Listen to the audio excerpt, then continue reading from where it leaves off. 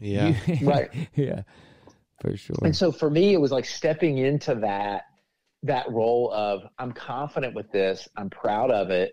I need to assign value to it. Right. And that's hard.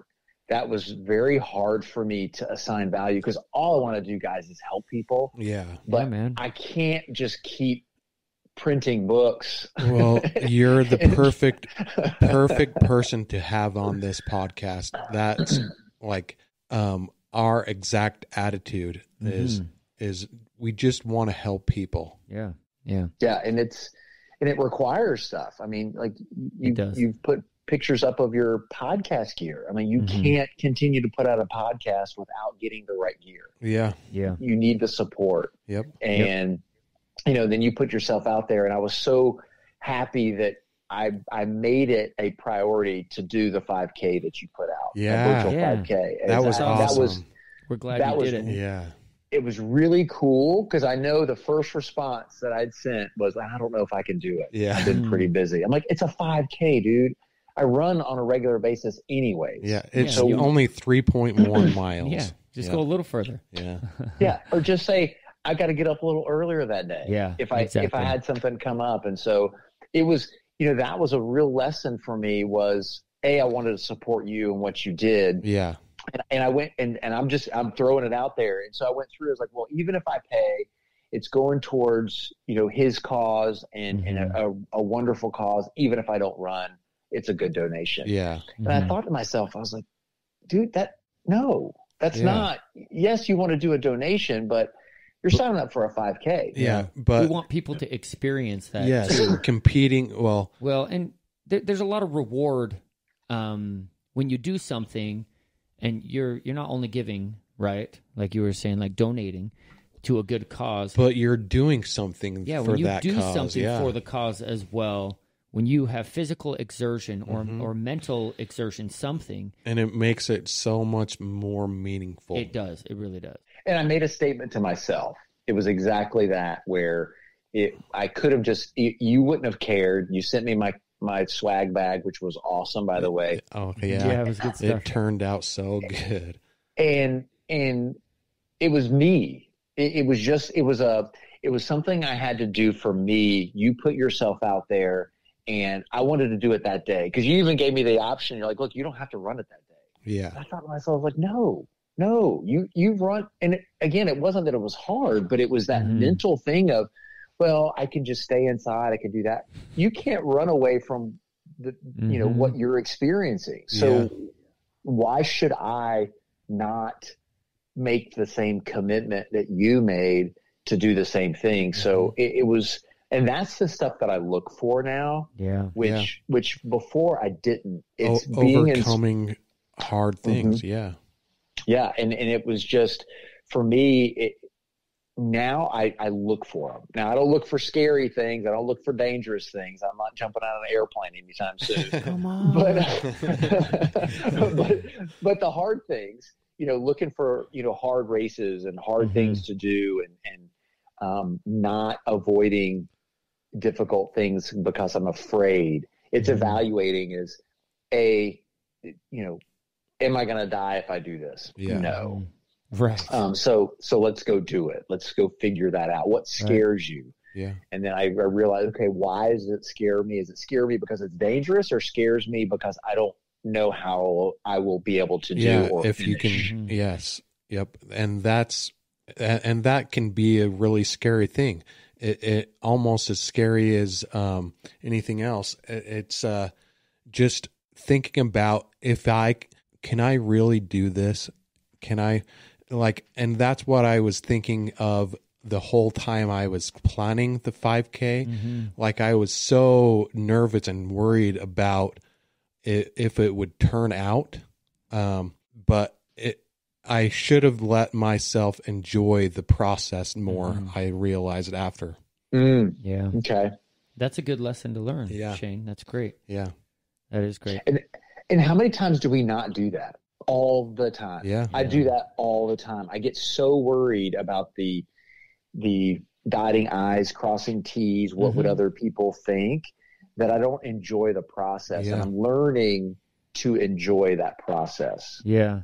The thing is all those things they're just stories. They're all made up in your head. It's all the what ifs that don't really, they're not solid in stone yet. Even if you have a history of failure, it doesn't mean that you're going to fail when you do something hard again. There's like, man, there's so much mental stuff there. Yeah. That's why I think it's awesome that you did it anyways. Yeah. That you're like, hey, I'm going to do this. I'm going to do this Perfect example. 5K anyways. Yeah. It's awesome. What's that? And you said it really well, is that we make up stuff in our heads, and it's incredible the things that we do to talk ourselves out of stuff. And some people, sorry, I didn't want to cut you off. Go ahead. No, go ahead. No. Okay.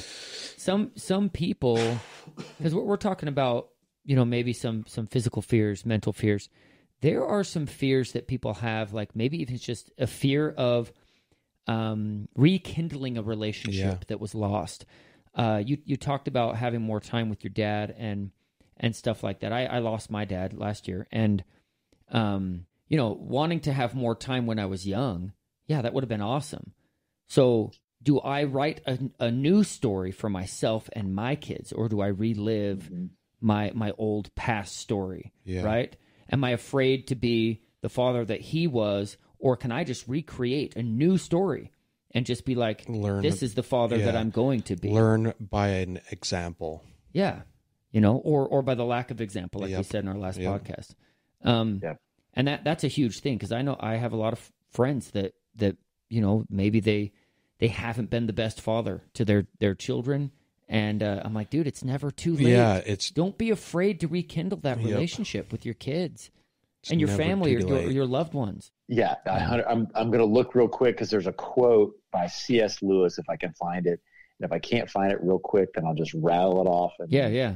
If it's good, it's good. If I butchered it, it's butchered. But he's got some good stuff.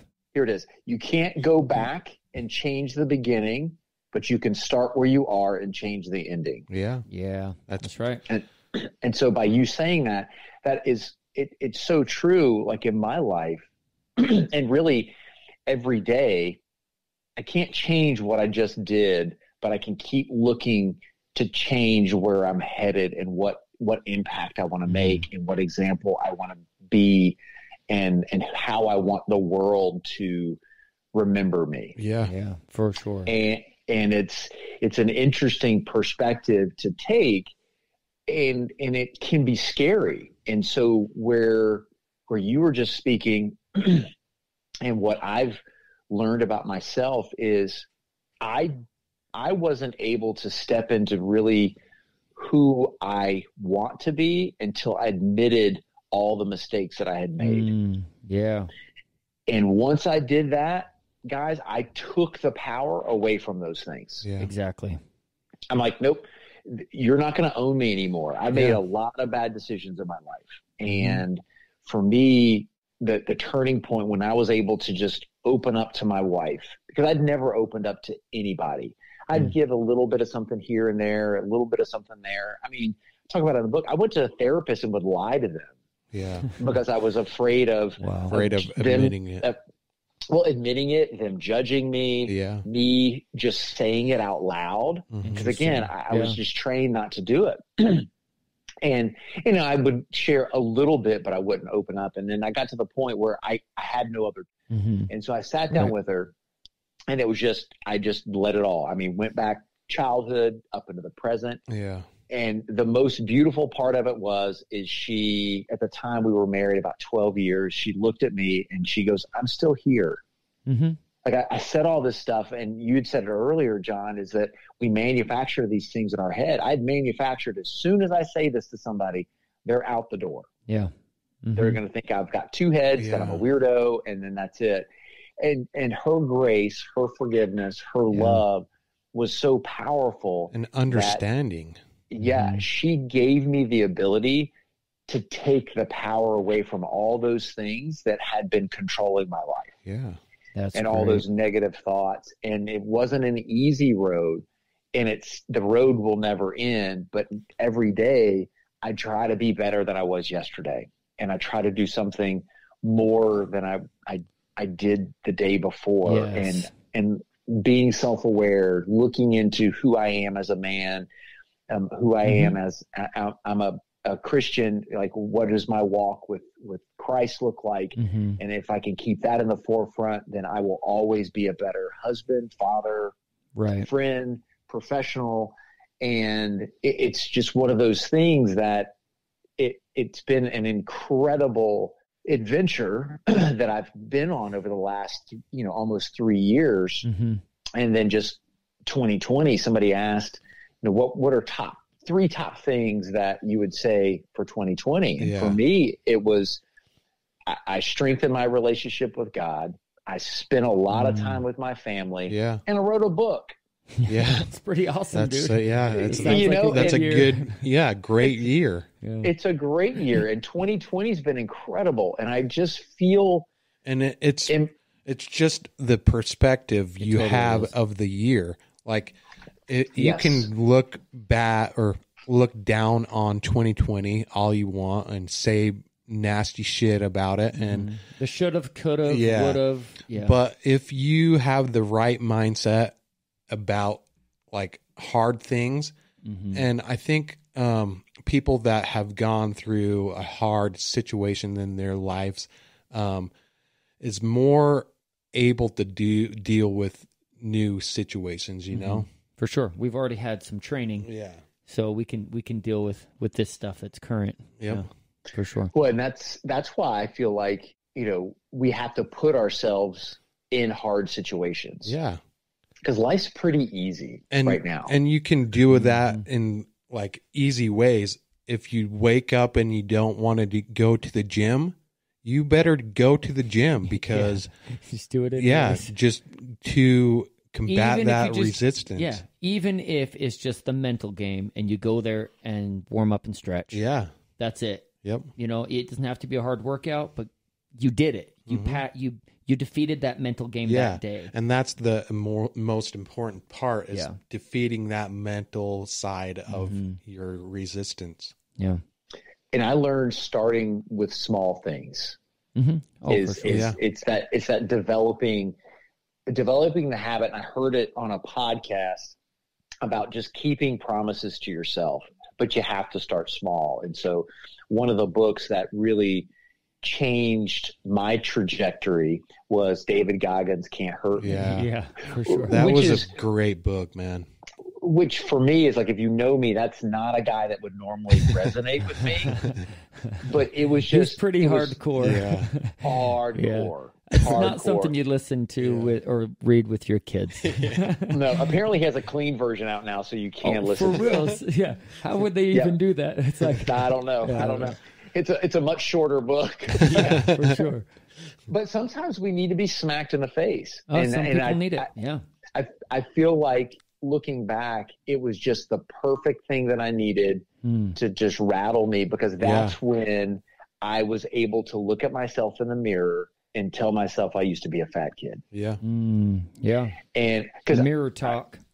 I mean, it's one of those things. Accountability mirrors. That's what he calls it. Yeah. 100%. Yeah. So I use the tactics in that book. So people ask me like, what do you do? Is I feel like one of the skills that I have is being intentional.